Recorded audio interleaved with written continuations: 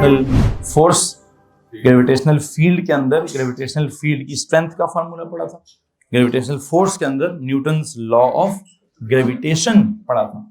खैर अभी हम क्या पढ़ना चाहते हैं? ग्रेविटेशनल पोटेंशियल और साथ ही क्या पढ़ना चाहते हैं? Gravitational potential energy. Okay, and you know gravitational potential को मैंने ओ लेवल के मतलब ऑर्डिनरी तरीके से आपके सामने उसको समझाया है। क्या बताया उसके बारे में? Sir ji it is something like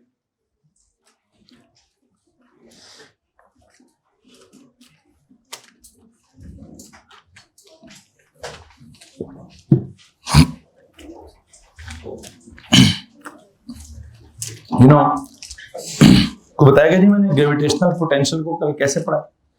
anyone please हाथ खड़ा करेंगे जी। फिजान क्या है? ग्रेविटेशनल कोई ऑब्जेक्ट होता है जो ग्रेविटेशनल फील्ड कहते हैं किसी भी पॉइंट के अंदर, हम उसको कहते हैं ग्रेविटेशनल पोटेंशियल। हम पहले उसको मतलब उस ऑब्जेक्ट को पोटेंशियल कहते हैं। किसको पोटेंशियल कहते हैं? उसकी एक्सट्रैक्शन होती है फोर्स ऑफ, पहले उसको ग्रेविटेशनल। सॉरी ब्रदर, जो पूछना है उसका जवाब आप नहीं सही जवाब देते हैं, बाकी आपको सारे अल्फाज आते हैं। पढ़िए जरा क्या लिखना है। मैंने पूछा आपसे ग्रेविटेशनल पोटेंशियल का वर्ड मीनिंग क्या है? जी एनीवन एल्स प्लीज? हमजा दे। ग्रेविटेशनल फील्ड में किसी भी पॉइंट की जो पोजीशन है, किसी भी पॉइंट पर या किसी भी पोजीशन पर एक पोटेंशियल होता है। ग्रेविटेशनल फील्ड के अंदर किसी भी पॉइंट पर या किसी भी पोजीशन पर क्या होगा? एक पोटेंशियल होगा, या हर पॉइंट का या हर पोजीशन का एक पोटेंशियल होगा। कौन से वाला पोटेंशियल? ग्रेविटेशनल पोटेंशियल होगा। वो पोटेंशियल किस चीज पर डिपेंड करेगा? Directly proportional to the mass of the planet, inversely proportional to the distance from the centre of the planet, and there will be a negative sign in that formula because of क्या? Because the gravitational field is inwards, या it is you know force is attractive, तो इसलिए potential is क्या? Potential is negative. तो ये हमने इसका कोई ऑर्डिनरी वर्जन जो है वो डेवलप किया हुआ है। अभी मुझे इसका क्या करना है? मुझे इसका एडवांस्ड वर्जन भी डेवलप करना होगा। देखते हैं इसका एडवांस्ड वर्जन कैसे डेवलप होगा। मैंने कल step by step word by word इस जवाब तक आपको पहुंचा दिया था, इस फॉर्मूले तक पहुंचा दिया था, लेकिन हमने एंड पे कोई स्पेसिफिकेशन का जुमला भी पढ़ा था। वो कुछ और शुगर लिखा हुआ था वहां पे, वो किसी और तरीके से बात करना चाह रहा था। मैं उस तरीके तक भी चला जाऊंगा, लेकिन उस तरीके तक जाने से पहले I need to do what I think I will be doing this. Gravitational potential energy वाली जो बात है, मैं इस बात का पहले ऑर्डिनरी वर्जन क्लियर कर दूं, दोनों कॉलम्स बराबर कर दूं, फिर अपने A2 के स्पेसिफिकेशंस की तरफ जाकर उसके अल्फाज को भी फॉलो कर लिया जाएगा। आए जनाब साहब जरा सेकंड कॉलम में आए, इसका फॉर्मूला डेवलप करने की कोशिश करते हैं। इसका फॉर्मूला डेवलप करने के लिए दो बातें सुनिए जरा। देखें, जो बिल्कुल हमारी ऑर्डिनरी लेवल में पोटेंशियल एनर्जी को लेकर हमने एक डेफिनेशन पढ़ी है एनर्जी की, प्लीज जरा बता दीजिए। कल भी कहीं जिक्र हुआ था, क्या साहब आप कुछ जुमला सुना रहे थे ग्रेविटेशनल पोटेंशियल एनर्जी के लिए? हाँ चलें, अब उन्होंने कहा जी energy stored in an object due to its elevation. चलें, मैं इसमें थोड़ी सी तब्दीली ला सकता हूँ, या कल आपने कहा था due to its height from the surface of the ground. What if I tell you कि आपने कहा जी due to its elevation, if I say it's due to its position in the field, या due to its position in the gravitational field, ये बल्कि इसको और ज्यादा बेहतर कर देता हूँ, energy due to the potential in the field, या energy due to gravitational potential of the field. I hope आपको बात समझ आ रही होगी। आपने पहले जुमला क्या बोला है? Energy possessed by an object due to its position, या ड्यू टू इट्स एलिवेशन, या due to its elevated position. चलो एक काम कर लेते हैं, एज इफ ओ लेवल का बच्चा क्या कह रहा है? एनर्जी इन एन ऑब्जेक्ट या energy possessed by an object due to its elevated position. ठीक हो गया। अब अगर मैं एलिवेटेड पोजीशन जो है उसको रिप्लेस करूं एडवांस लेवल में, तो किस वर्ड से रिप्लेस करूंगा? आई बिलीव मैं इस एलिवेटेड पोटेंशियल पर उस ऑब्जेक्ट के पास क्या होगा, कोई ना कोई ग्रेविटेशनल पोटेंशियल होगा, और वो पोटेंशियल सिर्फ एलिवेटेड पोजीशन पर नहीं होगा। कल हमने गलती निकाली थी कि आपने कहा सिर्फ हाइट पर एनर्जी है, तो मैंने कहा क्या सरफेस पर कोई एनर्जी नहीं है? तो उस फार्मूला ओ लेवल की सोच के मुताबिक कि हाइट की वजह से एनर्जी है, तो उस हिसाब से जब हाइट 0 है तब तो एनर्जी नहीं है। लेकिन मैं उसको ठीक करना चाहता हूं। मैं क्या कह रहा हूं, हम उसको ये नहीं कहते कि एलिवेटेड पोजीशन की वजह से होगी या हाइट, हम कहेंगे जी किसी भी पॉइंट पर वो है ना, तो उस पॉइंट पर कोई ना कोई पोटेंशियल होगा, तो उस पोटेंशियल की वजह से क्या होगा, पोटेंशियल की वजह से जो एनर्जी होती है उसको पोटेंशियल एनर्जी कहते हैं। आई थिंक मैं इसको क्या लिखवाना चाहता हूं, लिखिए जरा प्लीज। ग्रेविटेशनल पोटेंशियल एनर्जी वाले कॉलम में जाएं, लिखें it is improperly defined as, it is improperly defined as what, janab? The energy possessed by an object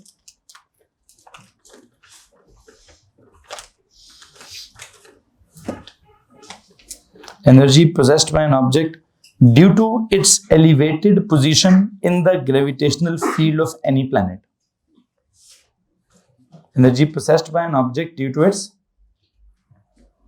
क्या, elevated position due to its elevated position in the gravitational field of any planet, in the gravitational field of any planet.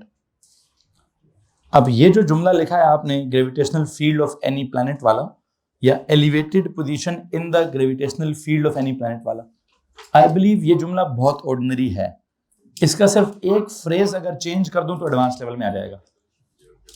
Underline करें वो elevated, वैसे पूरी phrase है elevated position in the gravitational field of the planet. उस elevated position पर उस object के पास क्या होगा, पोटेंशियल होगा ना, ठीक है। तो पूरा जो आपका जुमला खत्म हो रहा है उसके एंड पे जाके ब्रैकेट में दीजिए दैट इज, बल्कि ऐसे लिखें, क्या लिखा है, energy possessed by an object due to क्या, due to its elevated position in the gravitational field of any planet और due to its gravitational potential. और क्या लिख दें, और due to its gravitational potential. कि किसी भी ऑब्जेक्ट का क्या सीन है, उस ऑब्जेक्ट का क्या सीन है भाई, उस ऑब्जेक्ट के पास एक एनर्जी है, किस वजह से है, ड्यू टू क्या है, ड्यू टू इट्स या तो एलिवेटेड पोजीशन है या फिर ड्यू टू क्या है।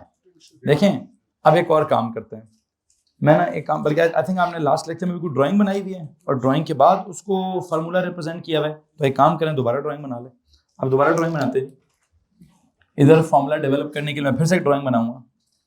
इसके अंदर क्या लिखा हुआ है आपने, क्या चीज थी, this is planet of mass m, ये लिखा हुआ है। इसके अंदर क्या लिखा है बच्चों, प्लैनेट ऑफ मैस m, ये उसका सेंटर आ गया, ठीक है।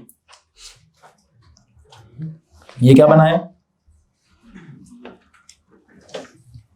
ये उसके इर्द गिर्द आपने क्या बनाई है जी, gravitational field around the planet बनाइए। अच्छा, इस पेज पर आपने इस लेवल पर क्या किया था, एक पॉइंट का जिक्र किया था। अब मैं इस लेवल पर एक पॉइंट का जिक्र नहीं कर रहा, अब मैं इस लेवल पर या इस पॉइंट पर या इस पोटेंशियल पर एक ऑब्जेक्ट रख देता हूं जिसका मास क्या होगा, स्मॉल m, ठीक है जी। हाँ, लास्ट लेक्चर में हमने कहा था सर किसी जगह पर, मतलब जगह की बात की थी।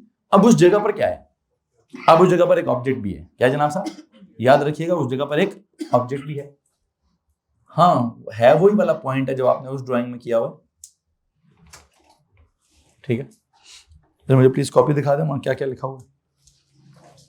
आपने ड्राइंग के अंदर क्या कहा जी, there is a planet of mass m, then there is a gravitational field around the planet of mass m, ठीक है। Then there is a point, there was क्या, there was any point in the gravitational field, ठीक है जी। अब अगर मैं क्या कहूं, आपने कहा था any point A in the gravitational field, अब यहां उस पॉइंट पर what is it, there is a unit mass m, there is a unit mass m at the point A in the gravitational field. Okay जी, there is a unit mass m at the point A in the gravitational field. कल के lecture में क्या था इस जगह पर? It was just a point. What was that? It was just a point in the gravitational field. तो उस पॉइंट पर क्या था? उस पॉइंट पर there was just a potential. ठीक है जी, उस पॉइंट पर there was just a potential. Pen दिखाएंगे जरा कोई? अच्छा सुनिए बच्चों, क्या बात हो रही है? ग्रेविटेशनल पोटेंशियल एनर्जी की बात हो रही है, और हमने कहा it is the energy possessed by an object due to its elevated position in the gravitational field of any planet, या फिर इट इज ड्यू टू क्या, और it is due to its gravitational potential. ये हमने एक improper सी definition लिखने की कोशिश की है, और इस डेफिनेशन के फौरन बाद मैं क्या कर रहा हूं, मैं आपके सामने है कि कल वाली ड्राइंग आपके सामने दोबारा बना रहा हूं कि व्हाट इज हैपनिंग। आपके सामने हमने दोबारा प्लेनेट बना दिया है ऑफ मास m, उसके इर्द गिर्द ग्रेविटेशनल फील्ड रिप्रेजेंट कर दी है अराउंड द प्लेनेट m, किसी एक आधे पॉइंट का जिक्र कर दिया है वंस अगेन, किस पॉइंट का, पॉइंट ए का, और इस पॉइंट ए पर आज के लेक्चर में हमने एक ऑब्जेक्ट रखा हुआ है।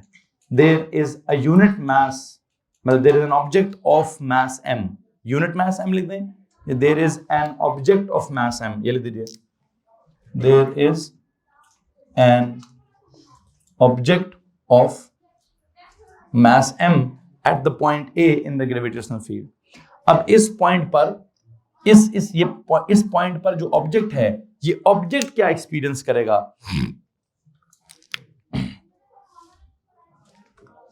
इस पॉइंट पर सर जरा इस वक्त अमल बेटा इधर से बच्चों को जाके बोलो ऊपर जाएं, यहां ना बैठे। सुने जी, सर इमरान आप जाके सर आसिम यहां से बच्चों को उठाएं सर, इनको ऊपर भेजें। कल आपने कहा कि अगर उस पॉइंट पर कोई ऑब्जेक्ट नहीं है तो वहां क्या क्या है, उस पॉइंट पर आपने कहा सर उस पॉइंट पर ग्रेविटेशनल फील्ड की एक स्ट्रेंथ है, या उस पॉइंट पर ग्रेविटेशनल पोटेंशियल है, याद आ रहा है कि नहीं आ रहा है। अब उस पॉइंट पर एक ऑब्जेक्ट पड़ा है, तो वो ऑब्जेक्ट क्या करेगा, या तो वो ऑब्जेक्ट एक फोर्स एक्सपीरियंस करेगा, ठीक है, या उस ऑब्जेक्ट की कोई ना कोई एनर्जी होगी। क्या कह रहा हूं मैं, ये ऑब्जेक्ट जो है, there is an object of mass m at point a in the gravitational field, what will happen to this object, this object will experiences what, force of what, of gravity, ठीक है जी, and that force of gravity O level के हिसाब से चलें तो W is equals to mg है, A level के हिसाब से चलें तो F is equals to gmm over d square है। इस फोर्स ऑफ ग्रेविटी के आप दो जवाबात लिख सकते हैं, या तो आप उस फोर्स ऑफ ग्रेविटी को बोलेंगे W इज इक्वल टू क्या, mg, या फिर आप उसको बोलेंगे क्या जी, force of gravity is equal to क्या, g m ओवर क्या, d का स्क्वायर। क्या इस बात में किसी को प्रॉब्लम है, एनीवन जी, है जनाब साहब। और एक बात आपको बताऊं, ये W is equal to mg में m की जगह m लिखें, g की जगह क्या लिखो, capital G capital M over d square, तो फिर क्या बन जाएगा सर, यही बन जाएगा, मतलब लेकिन ये सिर्फ ऑर्डिनरी है, इसमें G का एक फॉर्मूला है capital G capital M over d square, वो लिख दूं तो क्या बन जाएगा जी, एग्जैक्टली ये बन जाएगा। क्या यहां तक किसी को प्रॉब्लम है? अब मैं कह रहा हूं कि इसी पॉइंट के ऊपर ये जो ऑब्जेक्ट आपने M रखा हुआ है, it will not just experience a force. अगर कोई भी फोर्स एक्सपीरियंस कर रहा हो तो उसके अंदर क्या होती है, उसके अंदर एक पोटेंशियल, मतलब उसके अंदर एक एनर्जी भी होती है, ठीक है। कल आपने इसके साथ क्या कहा कि इस पॉइंट पर एक फील्ड की स्ट्रेंथ होगी और इस पॉइंट पर एक ग्रेविटेशनल का पोटेंशियल होगा। अब मैं कह रहा हूं कि इस पॉइंट पर जो ऑब्जेक्ट पड़ा है, उस ऑब्जेक्ट की क्या होगी, उस ऑब्जेक्ट को एक फोर्स एक्सपीरियंस करनी पड़ेगी, और अब मैं कह रहा हूं कि दिस ऑब्जेक्ट विल हैव क्या, will have a certain amount of energy, जिस एनर्जी का नाम क्या होगा, जिसको हम ग्रेविटेशनल एनर्जी कहेंगे। क्यों? क्योंकि वो ऑब्जेक्ट पड़ा है किसमें, ग्रेविटेशनल फील्ड में पड़ा है। जब भी कोई ऑब्जेक्ट ग्रेविटेशनल फील्ड में पड़ा हो तो फोर्स तो एक्सपीरियंस करता ही करता है, उसकी डायनामिक्स तो होती ही होती है, साथ साथ उसकी एनर्जेटिक्स भी होती है। डायनामिक्स का मतलब क्या है? फोर्स एक्सपीरियंस करना। एनर्जेटिक्स का मतलब क्या है? एनर्जी प्रोसेस करना। तो इस ऑब्जेक्ट के साथ क्या होगा? हम कहेंगे कि आई बिलीव, मैं कहूंगा दिस ऑब्जेक्ट, पहले आपने कहा this object experiences a force, अब मैं कहूंगा दिस ऑब्जेक्ट possesses what जनाब? possesses an energy। उस एनर्जी का नाम क्या होगा? Energy of gravitation. मतलब आपने फोर्स को बोला फोर्स ऑफ ग्रेविटी, तब क्या कहूं? It possesses an energy। कौन सी वाली? एनर्जी ड्यू टू ग्रेविटेशन या एनर्जी ऑफ ग्रेविटेशन? नाम क्या होना चाहिए उसका? Gravitational potential energy. This object possesses an energy due to क्या? Due to gravitation. I dot E, क्या फॉर्मूला देखूं उसका? आई डॉट ई क्या? Due to gravitation. I dot E gravitational potential energy. I dot E that is GPE। GPE बोल दें जी उसको। अब जब आप उसको GPE बोल देते हैं, अब उस GPE के कुछ फार्मूले हैं। जनाब सर क्या है जी? सर कुछ फार्मूले हैं। कौन से? एक O लेवल का फार्मूला और एक A लेवल का फार्मूला है। Can you please tell me O level का फार्मूला क्या है? mgh। Okay, if it is O level का फार्मूला दैट इज mgh। आप मुझे बता सकते हैं ये डेफिनेशन में से कहां से आया? जो आपने ऊपर डेफिनेशन लिखी है, energy processed by an object. Object का मतलब क्या है? उसका मास है ड्यू टू इट्स। आप जरा ऊपर वाले जुमले में रहे, जरा देखें नहीं वहां क्या क्या वर्ड है जी? Energy processed by an object, please underline the word object. क्योंकि उस ऑब्जेक्ट का क्या होगा? उस ऑब्जेक्ट को लिखते हैं स्मॉल m। ऑब्जेक्ट को अंडरलाइन करके लिखते हैं small m। Due to its elevated position, elevated position को अंडरलाइन करके लिखें स्मॉल h। एलिवेटेड पोजीशन को अंडरलाइन करके लिखें small h। In the gravitational field of any planet, उसको अंडरलाइन करके लिखें स्मॉल g। ये तो है O लेवल का तरीका। अगर मैं O लेवल के बच्चे को पढ़ाऊं तो मैं कहूंगा जी ऑब्जेक्ट है, ऑब्जेक्ट का मास m है, जितना ऑब्जेक्ट का मास ज्यादा है क्या होगा? क्या होगा? उतनी उसकी GP ज्यादा होगी। फिर एक है जी उसकी एलिवेटेड पोजीशन है, जितनी उसकी एलिवेटेड पोजीशन ज्यादा होगी क्या होगा? उतना GP ज्यादा होगा। फिर आगे क्या है? हाइट, जितनी उसकी हाइट ज्यादा होगी उतना क्या होगा? उतना फिर GP ज्यादा होगा। इस बात में किसी को मसला है? मैंने क्या बोला? ऑब्जेक्ट का आ गया स्मॉल m मास, हाइट की आ गया, एलिवेटेड पोजीशन की आ गई स्मॉल h, और फील्ड का आ गया ग्रेविटेशनल फील्ड। ओके, अब एक तो ये कॉन्सेप्ट है, ये है O लेवल का कॉन्सेप्ट। अब मैं इस कॉन्सेप्ट के साथ A लेवल की बात कैसे निकालूं? मैं इसमें से A लेवल की बात कैसे निकालूंगा? A लेवल की बात निकालने के लिए जरा गौर से सुनिए। आई मस्ट से कि इसका जो दूसरा फार्मूला मैंने आज निकालना है वो कैसे निकालूं? वो किसी न किसी प्रोपोर्शनैलिटी पे निकालूंगा। क्या करूंगा जनाब साहब? वो किसी न किसी प्रोपोर्शनैलिटी से निकालूंगा। और देखते हैं, आपने फाई का फार्मूला उधर ही निकाला हुआ है, चले निकाला हुआ है जी। बताएं जनाब साहब क्या फार्मूला होना चाहिए वैसे? इस ऑब्जेक्ट की जो पोटेंशियल एनर्जी है, आई बिलीव सबसे पहले किस पे डिपेंड करती है? इसके मास पर। किस पर जी?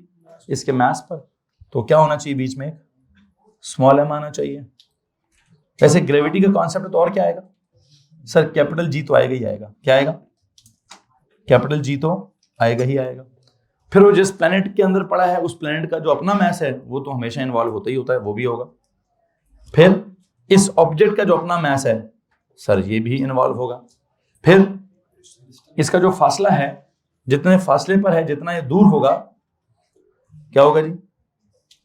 उसका भी लेना देना होगा। मैं यहां से प्रोपोर्शनैलिटी डेवलप कर लूंगा, डोंट वरी। और आपने जब ऊपर लिखा था तो माइनस लिखा हुआ है। हाँ जी, इसके साथ कहीं ना कहीं माइनस इसके साथ भी होगा। हेलो जी, ये जरा डायग्राम में लिखें। और डायग्राम में इस बात को लिखने के बाद अब मैं क्या करने लगा हूं, मैं देखता हूं जनाब साहब मैंने क्या लिख दिया है। पहले इसका O लेवल के वर्जन से दोनों कॉलम जब बराबर हो जाएंगे, फिर उसके बाद ही मैं आपसे A लेवल का वर्जन इनका डिस्कस करने की कोशिश करूंगा। सो यू नो व्हाट, अब इस फॉर्मूला के मुताबिक क्या मुझे आपको W=mg समझाना है? क्या मुझे आपको F=gmm/d² समझाना है? नो। क्या मुझे आपको mgh समझाना है? वैसे अगर मैं समझाऊं तो क्या होगा? m की जगह m लिखो, ये g की जगह क्या लिखूं? क्या? g m over d square, याद रखिएगा जी एम ओवर, तो स्मॉल एम आ गया, कैपिटल जी इसकी जगह क्या आ गया, capital G capital M over ये इसकी जगह क्या आ जाएगा, डी, क्या आ जाएगा ये, तो डी स्क्वायर और डी कितने बच जाएंगे, देर यू गो। इसको मसला इस बात से, जैसे मैंने कहा था ना एम जी से ये बनता है कि नहीं बनता, ये लिखवाने की कोशिश करूंगा। आपने कल पहली प्रोपोर्शनैलिटी क्या लिखी है, gravitational potential of any point around the planet is directly proportional to क्या, तो अभी भी क्या लिखूं, gravitational potential energy of any क्या, of any object in the gravitational field of any planet is क्या, is directly proportional to the mass of the planet first. सबसे पहले उसका लेना देना किसका आता है, वैसे एक बात बताऊं, सबसे पहले लेना देना उसका अपने साथ है, प्लैनेट के बाद साथ में बाद में बात करूंगा, पहले उसके अपने साथ बात कर लेता हूं। आई बिलीव पहली प्रोपोर्शनैलिटी अगर मुझसे इधर लिखवाएंगे तो आई वुड से कि gravitational potential energy of any object in the field, in the gravitational field of any planet is what, is directly proportional to first क्या, first to the mass of the object, then to the क्या, then to the mass of the, अच्छा मैं अगर उसको ऐसे लिखवाऊं कि gravitational potential energy of any object in the gravitational field of any planet is क्या, directly proportional to the product of their masses, तो आई थिंक 2 दफा नहीं लिखवाना पड़ेगा, एक ही दफा बात कवर हो जाएगी कि छोटे ऑब्जेक्ट का मास भी इन्वॉल्व होगा और बड़े वाले प्लैनेट का मास भी इन्वॉल्व होगा। जैसे फोर्स में दोनों हमने क्या लिखा था, वो न्यूटन का लॉ कि there is a force of attraction between two objects that is directly proportional to the product of their masses. तो आई बिलीव मैं प्रोडक्ट ऑफ देयर मैसेस वाली जो है वो फ्रेज यहाँ इंक्लूड करना चाहूंगा ताकि मुझे 3 प्रोपोर्शनैलिटीज ना बनानी पड़े। पोटेंशियल के केस में भी 2 बनी हुई हैं, यहाँ पे भी क्या बनानी पड़े, यहाँ पर भी मुझे 2 प्रोपोर्शनैलिटीज ही बनानी पड़े। तो आई थिंक सबसे पहली प्रोपोर्शनैलिटी में क्या लिखने लगा हूं, देखिए जी, gravitational potential energy of any object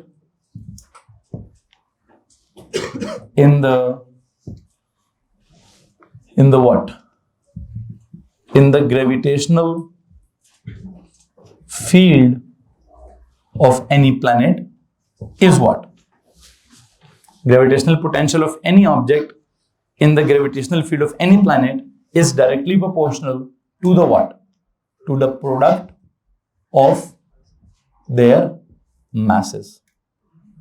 इस वक्त देयर कौन है, ऑब्जेक्ट भी और प्लैनेट भी, उन दोनों को मिलाकर मैं उनको क्या कह रहा हूं, ऑब्जेक्ट और प्लैनेट को मिलाकर मैं उनको देयर कह रहा हूं, ठीक है जी। सो यहां से अगर आप इसके सिंबल्स बनाना चाहेंगे, यू नो यहां पे अगर मैं कहूं जी, जैसे आपने तो लिखा हुआ है ग्रेटर द मास ऑफ क्या प्लैनेट, ग्रेटर द क्या ग्रेविटेशनल पोटेंशियल भी नहीं पढ़ते, यहां क्या लिखूं, ग्रेटर द masses of क्या, of the planets and of the planet and the object, greater will be the energy possessed। तो लिखें जी, greater the masses of the object and the planet, greater what, greater the gravitational potential energy possessed by the object। सो इस बात को अगर आप symbols में लिखेंगे तो सिंबल्स में वैसे एक काम करें, ओ लेवल में सिंबल था GPE, ए लेवल का सिंबल क्या है, इट्स E। क्या सिंबल होना चाहिए, E फॉर एनर्जी, और सबस्क्रिप्ट में क्या, P for potential. This potential energy is क्या, directly proportional to the product of their masses. इसमें मास ऑफ द प्लैनेट भी इन्वॉल्व है और इसमें मास ऑफ द ऑब्जेक्ट भी इन्वॉल्व है। यहां तक किसी को मसला है जी, पहली प्रोपोर्शनैलिटी दोनों की आमने सामने आ गई है, ठीक है। अब मैं दूसरी बात क्या करूं, पोटेंशियल के केस में दूसरी बात क्या लिखी हुई है कि पोटेंशियल का क्या सीन है, वो क्या पिछले पेज पे हाँ पिछले पेज पे उधर लिख सकते हैं हम।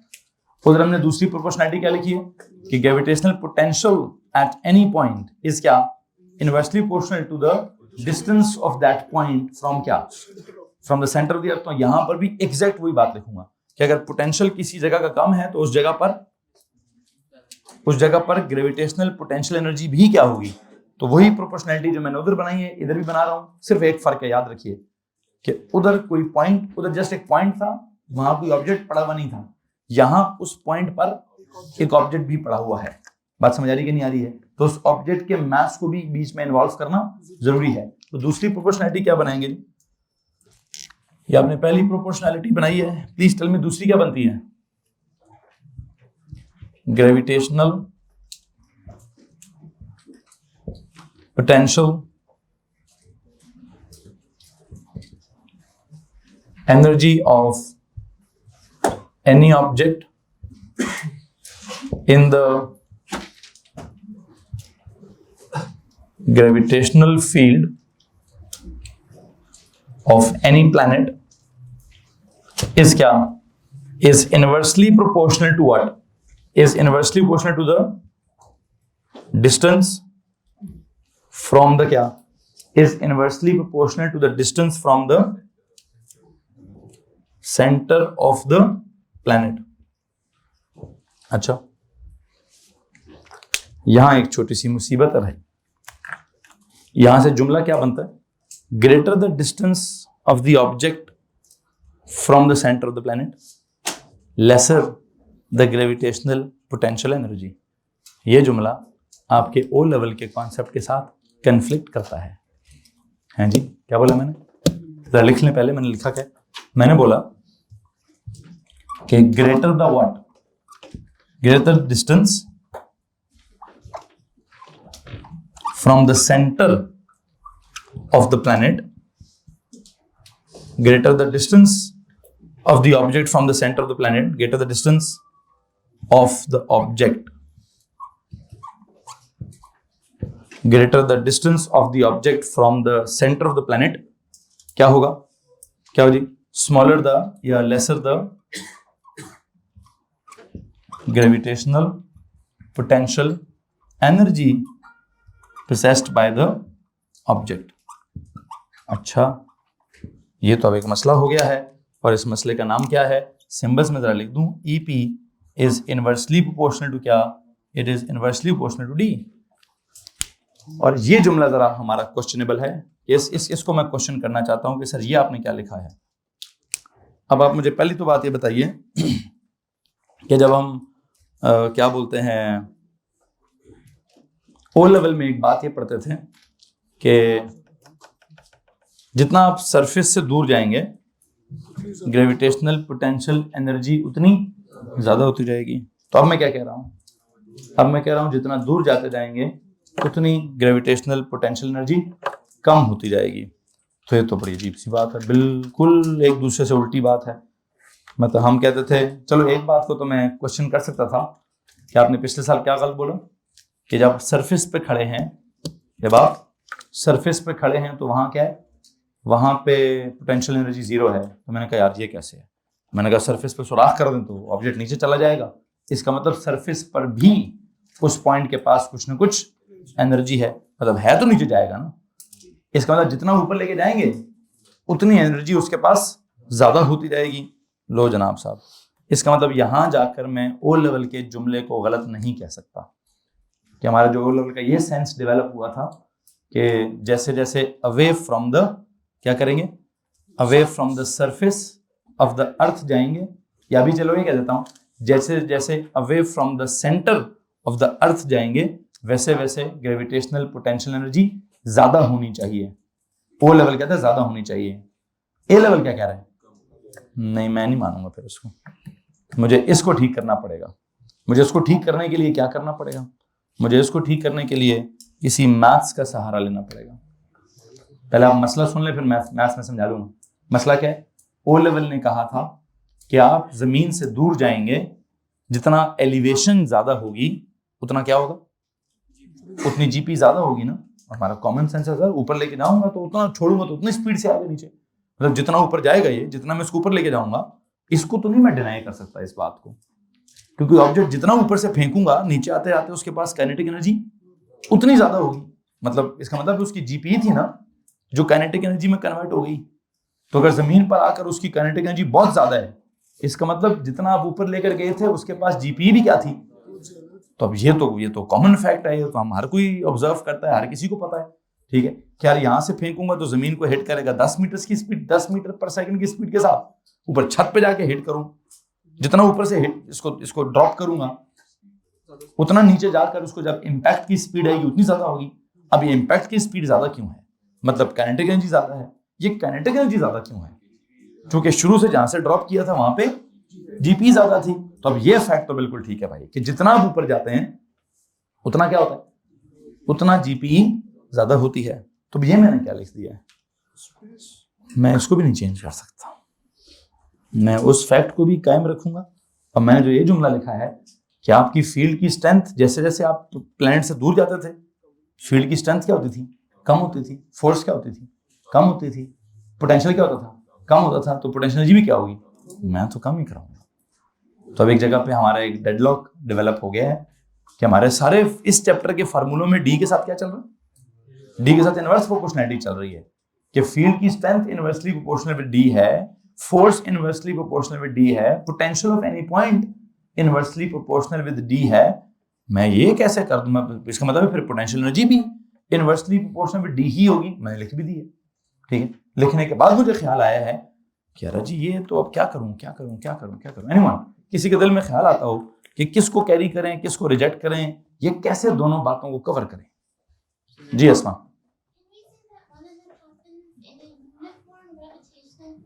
नो नो नो, आप किसी और तरफ चले गए हो। मैं दोबारा आपको बताना चाहता हूं, मैं ओ लेवल को तो ठीक कह रहा हूं, जो ए लेवल के साथ मैंने लिखा है मैं इसको उससे भी ज्यादा ठीक समझता हूं।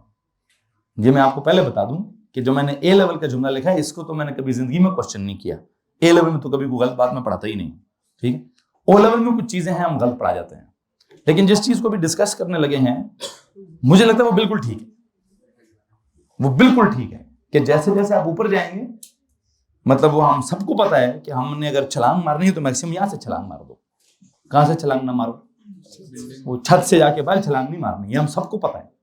अगर मैं इस हिसाब से चलूं, मैं कहूं सर जितना ऊपर जाएंगे मेरी एनर्जी उतनी कम होगी, छलांग मारूंगा मजे आएंगे कोई मजे नहीं आएंगे, मौत आएगी, ठीक है।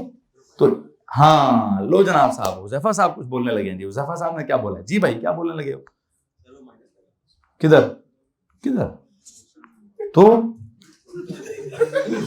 क्या उल्टा हो जाएगा, पांडे हो जी और सही कह रहे हैं, सुनो चाचे आपने दी गल जी सर जी, क्या उल्टा हो जाएगा, हिसाब उल्टा हो जाएगा। कैसे उल्टा हो जाएगा, अगर मैंने जी एग्जैक्टली मुझे जस्ट इनवर्सली प्रोपोर्शनल नहीं कहना चाहिए, मैंने अगर इस प्रोपोर्शनैलिटी के साथ एक माइनस लगा दिया ना, हो इनवर्स ही, पीछे मैंने अगर माइनस लगा दिया तो नेगेटिव इनवर्स प्रोपोर्शन पता है क्या होती है, डायरेक्ट प्रोपोर्शन होती है। क्या होता है, ये जो इनवर्स प्रोपोर्शन के साथ अगर माइनस इंट्रोड्यूस कर दिया जाए तो क्या हिसाब लगता है। मैं उसको ग्राफ पे आपको समझा दूंगा कि एक चीज के ज्यादा होने से दूसरी चीज ज्यादा ही हो रही होगी, लेकिन लिखूंगा कैसे, -1/d। क्या लिखूंगा जी, -1/d। कल वैसे माइनस किस खाते में लाया मैंने, पता नहीं, कोई इनवर्ड है तो अट्रैक्टिव है तो समथिंग लाइक ऐसे है तो वैसे है। और मैं आपको एक और बात बता दूं, मैं अभी भी मैं स्पेसिफिकेशन के तरीके से नहीं पढ़ा रहा, मेरा अपना ही कोई तरीका है या कोई वो लेवल का तरीका है जहां से मैंने उठाया हुआ है, मैं उसको हिसाब किताब बना रहा हूँ। स्पेसिफिकेशंस का समझाने का तरीका बहुत बुरा है, मतलब इस पर्टिकुलर टॉपिक को स्पेसिफिकेशंस के थ्रू समझाना मुझे नहीं समझ आता कैसे समझाना है। हाँ, मैं एंड पे अल्टीमेटली कॉन्सेप्ट पूरा बिल्ड करके सारी कहानी पूरी करके कह दूंगा भाई ने क्या लिखा हुआ था, वो आपको तब शायद समझ आ जाए, ठीक है। उसको भी समझेंगे, इग्नोर मैं उसको भी नहीं करना चाहता, लेकिन अभी मैंने अपनी एक आइडियोलॉजी डेवलप की है कि यार मैं माइनस कहाँ से लाऊं, तो फिर वो 1/d को भी कैसे एडजस्ट करूं, और वो उधर से ऊपर जाते हुए जीपी ज्यादा होती है उसको कैसे एडजस्ट करूं। उसको एडजस्ट करने के लिए आई थिंक मुझे इस प्रोपोर्शनैलिटी में कहीं क्या करना पड़ेगा, माइनस इंट्रोड्यूस करना पड़ेगा। और अब इसके लिए जुमला क्या लिखेंगे, दिखाएं जरा अपनी कॉपी। आप अगर कॉलम्स को देखें तो बड़े पैरेलल चल रहे हैं, बड़ी सिंक्रोनाइज्ड बातें चल रही हैं। एक तरफ पोटेंशियल है, एक तरफ पोटेंशियल एनर्जी है। पोटेंशियल सिर्फ किसी पॉइंट का होता है, पोटेंशियल एनर्जी उस पॉइंट पर किसी ऑब्जेक्ट की होती है, ठीक है जी। इधर भी प्लैनेट बनाया है, इधर भी प्लैनेट बनाया है, इधर भी फील्ड बनाई है, उधर भी फील्ड बनाई है, इधर किसी पॉइंट का जिक्र किया है, इधर उस पॉइंट पर किसी ऑब्जेक्ट को रख दिया है, इधर उस पॉइंट के जस्ट पोटेंशियल का जिक्र किया है, इधर उस पॉइंट पर जो ऑब्जेक्ट रखा है उस ऑब्जेक्ट की पोटेंशियल एनर्जी डिस्कस हो रही है। इधर पोटेंशियल भी मास ऑफ द प्लैनेट से ताल्लुक है, पोटेंशियल एनर्जी का भी मास ऑफ द प्लैनेट के साथ साथ मास ऑफ द ऑब्जेक्ट के साथ भी उसका ताल्लुक है। यहाँ पर पोटेंशियल जैसे जैसे आप दूर जाते हैं वैसे वैसे कम होता है। यहाँ भी मैंने क्या कह दिया, ग्रेविटेशनल पोटेंशियल एनर्जी जैसे जैसे आप दूर जाते हैं वैसे वैसे कम होती है। इस कम होने के बाद एंड पे कहें सर ये क्या लिख दिया आपने, यहाँ जरा कहीं क्वेश्चन मार्क डालें। और इसके बाद वहां पे भी आपने कुछ माइनस लिखने के लिए कॉन्सेप्ट इंट्रोड्यूस किया है। वहां कैसे कॉन्सेप्ट इंट्रोड्यूस किया था, वहां माइनस को कैसे इंट्रोड्यूस किया, since the gravitational field is क्या, always attractive, lines are always inwards, तो अट्रैक्टिव होना या इनवर्ड्स होने को हमने क्या कहा, there must be a negative sign. इधर क्या करूं, इधर कैसे नेगेटिव इन्वॉल्व करूं, सिंस वी नो कि क्या होता है, ग्रेविटेशनल पोटेंशियल एनर्जी क्या होती है, इंक्रीज करती है व्हेन क्या, when we move away from the centre of the planet या अवे फ्रॉम द प्लैनेट या away from the surface of the planet. तो अब उसको इंट्रोड्यूस करने के लिए, उसको एडजस्ट करने के लिए या उस ओ लेवल के कॉन्सेप्ट को एडजस्ट करने के लिए there must be a what, a negative sign in this proportionality. तो एक काम करें, यहां पर जाकर क्वेश्चन मार्क लगाएं, उसके साथ नोट लिखिए, according to O level, according to O level क्या होगा,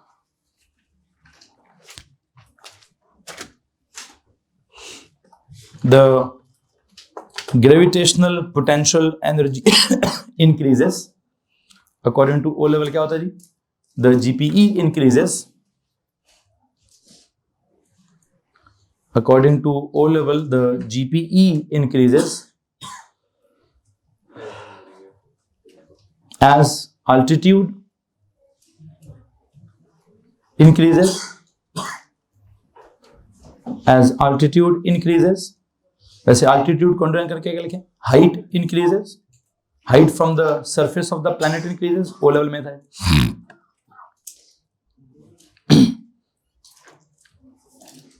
एज altitude increases या height from the surface of the planet increases.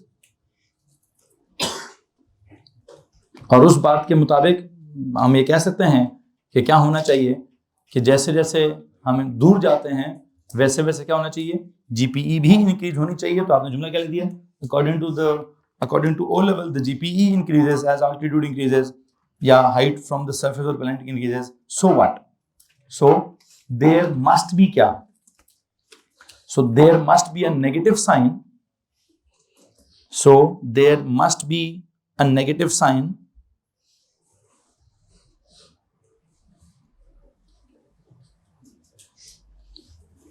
with the inverse proportionality of the distance, with the inverse proportionality of GPE with the distance, with the inverse proportionality of GPE, हमने कहा there must be a negative sign with the inverse proportionality of GPE with क्या, with the distance, to adjust the above fact, to adjust the above fact, to adjust the above fact। I dot E क्या है जी, above fact। आपने above fact से पहले क्या लिखा, EPE is inversely proportional to D, कि distance ज्यादा होगा तो GP कम होगी। मुझे लगा ये या तो गलत है या ये मुझे समझ नहीं आया क्या है, और मैं समझता हूँ कि क्या है जी, इसको गलत होना चाहिए। क्वेश्चन मार्क भी लगाएं और काटा भी लगाएं। इसको टिक कब करेंगे, हमने कहा ओ लेवल कहता है कि आल्टीट्यूड के ज्यादा होने से GP ज्यादा होती है, ठीक है, हाइट के ज्यादा होने से जीपी ज्यादा होती है, तो डिस्टेंस के ज्यादा होने से भी जीपी ज्यादा होनी चाहिए। अब इस बात को हमने एडजस्ट कैसे किया है, इसको एडजस्ट करने के लिए हम क्या कर रहे हैं, हम कहते हैं मैं ये तो नहीं करूंगा कि EP is directly proportional to d, ये तो मैं नहीं लिखूंगा, वो तो बहुत ऑर्डिनरी वर्जन है डायरेक्ट प्रोपोर्शन को रिप्रेजेंट करने का।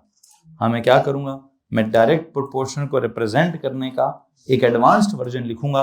What is that advanced version, that advanced version is gravitational potential energy is inversely proportional to क्या, inversely proportional to the negative of the क्या, of the distance from the center of the planet। जिसका मतलब क्या होगा, देखते हैं जनाब साहब, ये लिखिए जरा उसको, I dot E लगा के लिखें क्या जनाब साहब, minus inversely proportional to -1/d। और ये माइनस क्या रिप्रेजेंट कर रहा है इस वक्त, ये माइनस विद द इनवर्स निशान आई बिलीव क्या रिप्रेजेंट करता है, ये हमारी वो डायरेक्ट प्रोपोर्शनैलिटी को रिप्रेजेंट करता है। लिखा तो इनवर्स है लेकिन उस इनवर्स के साथ क्या लगा हुआ है, माइनस लगा हुआ है। तो कभी भी इनवर्स प्रोपोर्शन के साथ माइनस लगा हो तो अल्टीमेटली एक काइंड ऑफ क्या रिप्रेजेंटेशन होती है, एक kind of direct proportionality represent होती है। आई थिंक इसका ग्राफ बनाऊंगा तो ज्यादा अच्छे तरीके से आपको बात समझ आएगी। इससे पहले कि मैं ग्राफ बनाऊं, मैं जरा इक्वेशन तो बराबर कर दूं। कैसे? कंबाइनिंग द प्रोपोर्शनैलिटीज करें, फिर इक्वेशन करें, इक्वेटिंग करें, क्या करूं? Hence EP is directly proportional to minus आ गया, माइनस के साथ क्या आ गया, M और M आ गया ओवर D आ गया। फिर क्या करें? इक्वेशन करें, माइनस आ गया, G आ गया, M और M आ गया ओवर D आ गया। आई थिंक कॉलम्स बराबर हो जाने चाहिए। यहां पे जाके आपके दोनों कॉलम्स बराबर हो जाने चाहिए जी।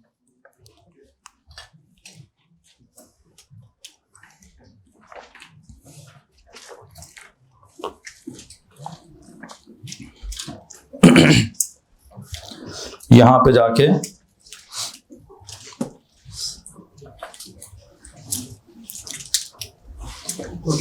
दोनों कॉलम्स को बराबर कर दीजिए।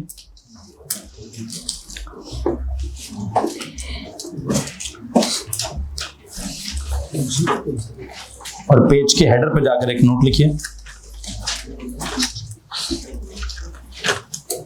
पेज के हेडर पे जाइए और एक नोट लिखिए कि negative inverse proportionality is actually a direct proportionality. Negative inverse proportionality is actually a direct proportionality. Negative inverse proportionality is actually what? Is actually a क्या जनाब? Direct proportionality. और अगर आपके पास पेज के हेडर पे थोड़ी सी जगह है तो दो ग्राफ छोटे छोटे बनाने हैं आपने। ये नॉर्मल डायरेक्ट प्रोपोर्शन का ग्राफ कैसा होता है प्लीज बताइए। जब आप नॉर्मली डायरेक्ट प्रोपोर्शन का ग्राफ बनाते हैं तो I think it is something like, if I say there is this y and there is this x, then there is this straight line passing through. इस case में y और x क्या होते हैं? किसी को मसला इस बात से? अच्छा, क्या मतलब इस बात का कि y और x डायरेक्टली प्रोपोर्शनल? मतलब क्या इस बात का कि अगर x ज्यादा होता है,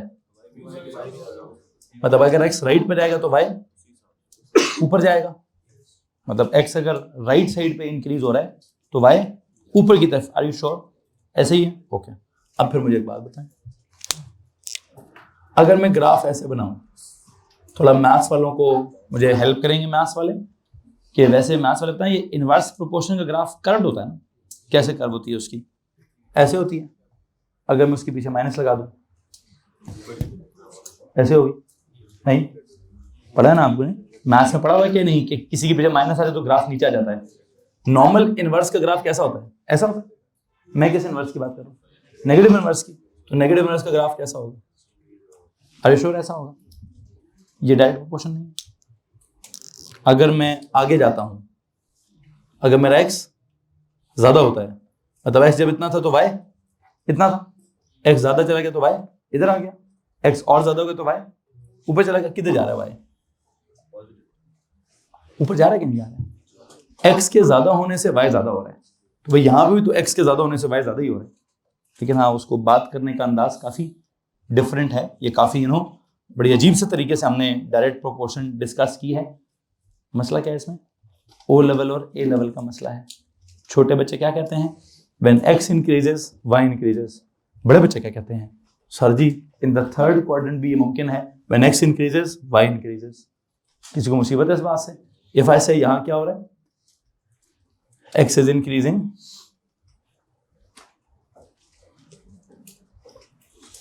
तो इस केस में इस y को क्या बोलूं? y is also increasing। तो डायरेक्ट प्रोपोर्शनैलिटी है। यहां पे क्या हो रहा है? x is, क्या ये वाला x इंक्रीज नहीं हो रहा? हो रहा है। तो अगर मैं यहां से यूं जा रहा हूं तो y ऊपर जा रहा है ना, तो इस y को भी क्या बोलूं? y is also increasing। जी तो जनाब साहब, अब ये ग्राफ्स आप पेज के हेडर पे बना लें ताकि आपको एक बात समझ आ जाए कि डायरेक्ट प्रोपोर्शनैलिटी का ऑर्डिनरी वर्जन क्या है। A straight line passing through origin. लेकिन उसी डायरेक्ट प्रोपोर्शनैलिटी का एक एडवांस्ड वर्जन क्या है, a curved line in the third quadrant, and you know in the third quadrant वो रेसिप्रोकल वाले ग्राफ का कुछ उल्टा वर्जन है। और उसके साथ क्या कहानी चल रही है, उसमें भी जब आप आगे जाते हैं तो ऊपर भी जाते हैं, मतलब x के ज्यादा होने से y, अब पहले क्वाड्रेंट में ऐसा हो रहा हो कि x के ज्यादा होने से y ज्यादा हो रहा हो, इसको भी डायरेक्ट प्रोपोर्शनैलिटी कहते हैं। और तीसरे क्वाड्रेंट में ऐसा हो रहा हो कि x के ज्यादा होने से y ऊपर आ रहा हो, इसको भी डायरेक्ट प्रोपोर्शन कहते हैं। लेकिन बस सोच में कहते हैं, लिखते कैसे हैं? कहते हैं जी inversely proportion, negative inverse proportion. Negative, देखे ना, एक बात सुने, इनवर्स प्रोपोर्शन का मतलब उल्टा कर दें, उसके पीछे माइनस लगाने का मतलब क्या है, फिर से उल्टा कर दें, मतलब किसी और तरह से उल्टा कर दें। तो उल्टा करने के बाद फिर उल्टा करेंगे तो क्या होगा, सीधा हो जाएगा। खैर वो मास नहीं हो, माइनस माइनस वाला प्लस नहीं हो रहा है, ये कुछ अजीब सा सीन हो रहा है कि पहले आपने इनवर्स वाला काम करके उल्टा किया, फिर आपने माइनस लगा के कॉन्सेप्ट को उल्टा किया, और आप पे क्या कह रहे हैं, सर जी दुनिया एक तरह से बात कौन सी है कि सीधे ही हो गए। क्या सीधा हो गया? मैंने उसको डायरेक्ट प्रोपोर्शनैलिटी कह दिया है। खैर क्या करूं, मैंने सिर्फ MGH पढ़ाना नहीं था। हाँ वैसे मेरे पास एक ऑप्शन थी कि मैं MGH से भी ये बना सकता था, लेकिन मैंने MGH से ये क्यों नहीं बनाया, मैं माइनस नहीं ला सकता था। M की जगह M लिखता, G की जगह क्या लिखता, ये M आ जाता, G की जगह GM/D² लिखता, इनटू हाइट की जगह क्या लिख देता, D करता, और D और D आपस में क्या करता, तो फिर माइनस कभी जिंदगी में भी पैदा ना होता। माइनस पैदा करने के लिए मुझे क्या करना पड़ा, मुझे ये प्रोपोर्शनैलिटी का जिक्र करना पड़ा। क्या प्रोपोर्शनैलिटी का जिक्र करना पड़ा जी? मैंने कहा जनाब साहब ये you know mass of the object ज्यादा है तो जीपी ज्यादा है। आपने कहा ओके। मैंने कहा मास ऑफ द प्लैनेट ज्यादा है तो जीपी ज्यादा है। आपने कहा सर ये भी बिल्कुल ठीक है। फिर जब मैंने कहा कि हम अगर प्लैनेट से दूर जाएंगे, मतलब प्लैनेट से ज्यादा ऊपर जाएंगे तो जीपी कम हो जाएगी, तो वहां कहीं ना कहीं एक तो मेरी जुबान भी लड़खड़ाने लगी, और वहां कहीं ना कहीं आपका चेहरा भी बनने लगा कि साहब जी ये कुछ गलत नहीं कह रहे आप, कि जब हम ऊपर जाएंगे, हम तो बचपन में ये सुनकर रहे हैं कि ऊपर जाएंगे तो जीपी ज्यादा होगी, ठीक है, आपने क्या कह दिया है कि ऊपर जाएंगे तो जीपी क्या हो जाएगी, कम हो जाएगी। तो इसके लिए क्या करना पड़ेगा, इसको हमने थोड़ा ऑब्जर्व किया। क्या ओ लेवल की हर बात को गलत कहना है, या कुछ बातें वहां सीधी भी हैं? हमने कहा कुछ बातें हैं जनाब साहब, वो बिल्कुल वो फैक्ट है, वो तो डिनाई नहीं हो सकता, उसको तो गलत ही नहीं कर सकते, तो अब क्या करूं? और ये भी सही है, मैं तो उसको भी नहीं चेंज कर सकता था कि जब सारे फॉर्मूले में डी नीचे है तो पोटेंशियल एनर्जी में डी ऊपर से कैसे लेकर आऊंगा मैं, ठीक है। तो उसके लिए हमने क्या किया, उसके लिए there is a concept of, मैंने कहा जी नेगेटिव इनवर्सली प्रोपोर्शनल, जिसका मतलब मैंने क्या निकाला, जिसका मतलब मैंने डायरेक्ट प्रोपोर्शनैलिटी निकाला, या जो भी अल्टीमेटली आपके पास दो फार्मूले डेवलप हो गए हैं जनाब साहब। कौन से?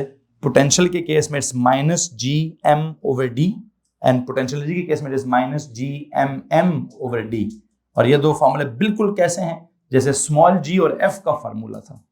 क्या था जैसे स्मॉल g और f का फार्मूला, इफ यू रिमेंबर, तो आपने स्मॉल g का फार्मूला क्या पढ़ा है, कैपिटल G कैपिटल M/D का स्क्वायर, एंड यू नो आपने फोर्स का फार्मूला क्या पढ़ा है, capital G capital M small M/D का स्क्वायर। और आपको एक बात बताऊं, आपने ओ लेवल में एक बात भी पढ़ी है फिर, कि इस G से इस F तक जाने का एक और तरीका भी है, सिर्फ क्या मिसिंग है, अगर आप इसको क्या कर लें, इसको स्मॉल m से मल्टीप्लाई कर दो, क्या बन जाएगा, वो बन जाएगा ना। तो अगर आप m इंटू क्या कर दें, g कर दें, तो आप ये बन जाएगा। किसी मसले इस बात से?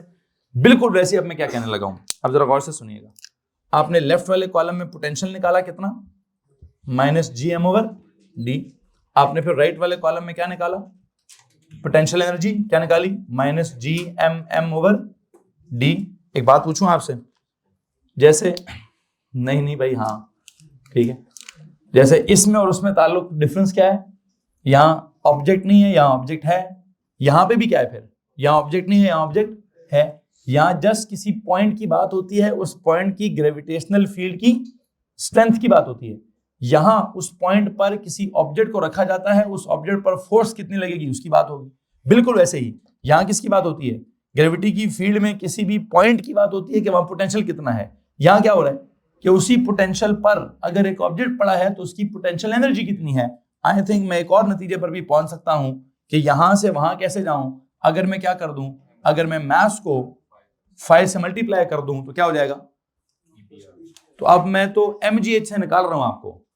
ओ लेवल का अगर आप weight is equal to mg याद रखते हैं कि फोर्स निकालने के लिए m को g से ज़रब देना है, तो मैं समझता हूं कि पोटेंशियल से पोटेंशियल एनर्जी में कैसे जाएंगे, पोटेंशियल को मैथ से मल्टीप्लाई कर दें तो कैसे चले जाएंगे, पोटेंशियल एनर्जी में चले जाएंगे। ये बात समझ आ रही कि नहीं आ रही है? मैं इसको भी एंड पे लिखवाऊंगा, जी भी ना लिखिएगा, मैं बताऊंगा आपको मैंने कहाँ लिखना है कहाँ नहीं लिखना।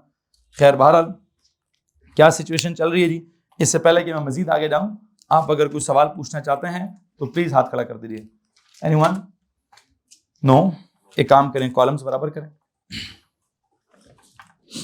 कॉलम्स बराबर करने के बाद क्या करें जी?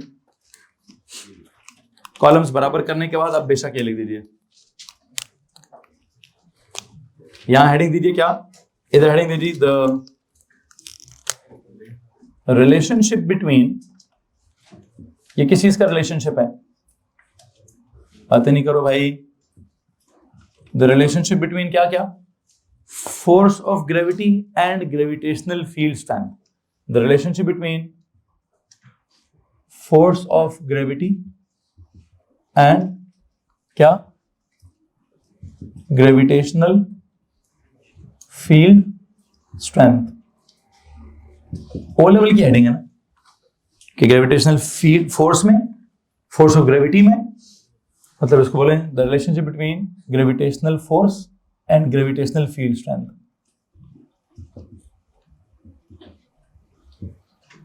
Gravitational force and gravitational field strength. ये बात अगर मैंने ओ लेवल के बच्चे से भी पूछी तो मुझे क्या बताएगा वो? W इक्वल्स टू mg बताएगा।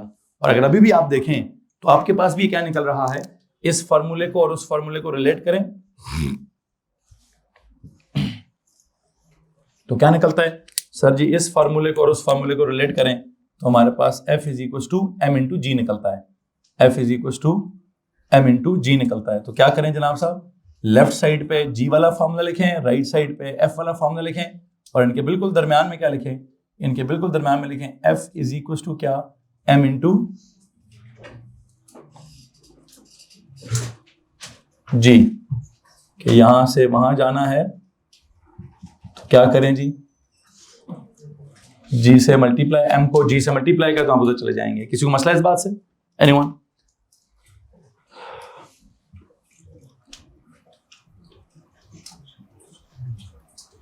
ओके जी। सिमिलरली अगर एक सवाल आपके पास वो था तो अब आज के लेक्चर में भी एक सवाल पैदा होता है। क्या सवाल पैदा होता है? The what? The relationship between क्या जनाब साहब? ग्रेविटेशनल पोटेंशियल एनर्जी एंड क्या? And the gravitational potential. ठीक है, द रिलेशनशिप बिटवीन ग्रेविटेशनल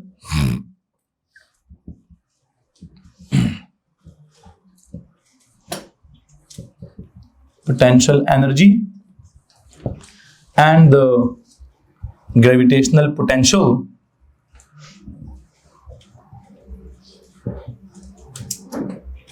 क्या है इन दोनों बातों का आपस का रिलेशनशिप?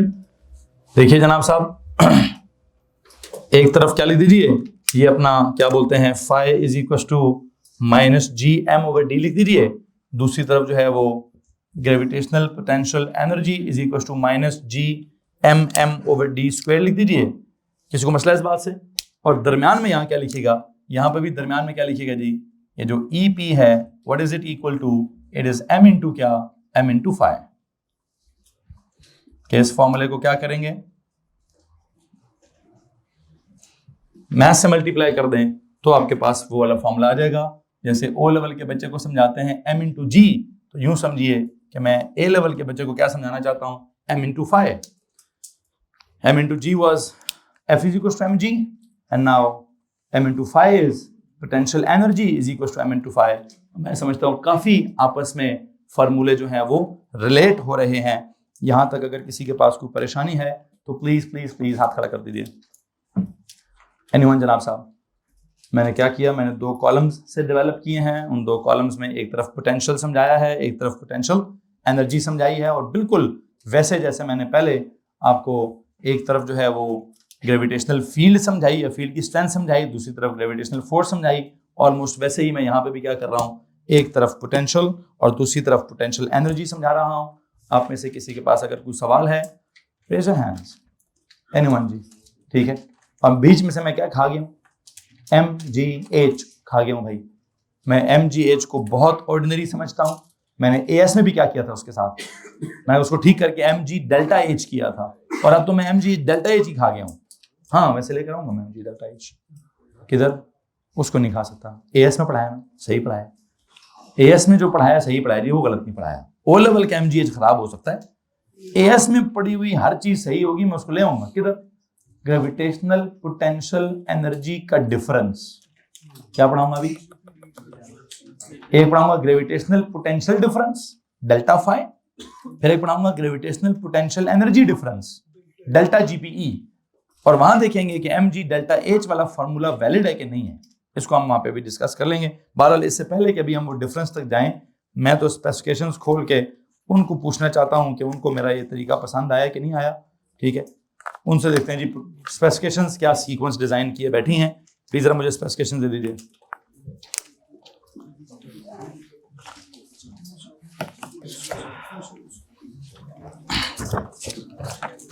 सुने प्लीज, आपकी इन स्पेसिफिकेशंस के अकॉर्डिंगली मैंने लास्ट लेक्चर में आपको फील्ड वाली और फील्ड स्ट्रेंथ वाली और फोर्स वाली जो स्पेसिफिकेशंस हैं वो तो सुना दी थी। अभी जो मैं स्पेसिफिकेशंस आपको सुनाने लगा हूं, प्लीज जरा वो सुन लीजिए। वो है यूनिट 13.4। क्या यूनिट है, नाम है ग्रेविटेशनल पोटेंशियल।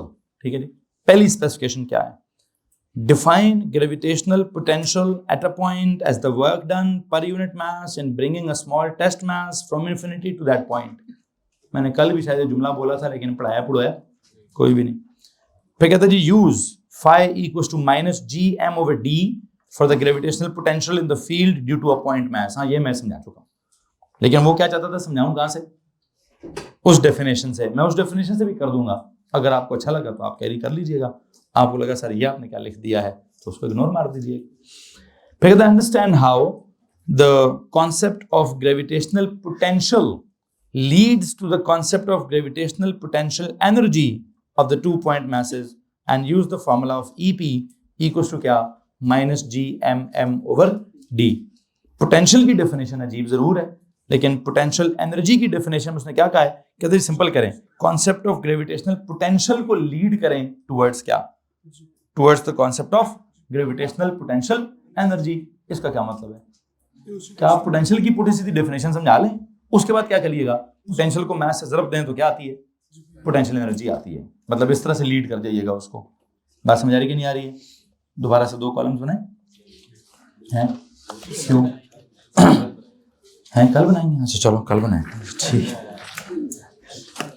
सो कल का जो लेक्चर है वो क्या होगा, कल का लेक्चर आपकी क्या बोलते हैं स्पेसिफिकेशंस के हिसाब से होगा, मेरे हिसाब से नहीं होगा।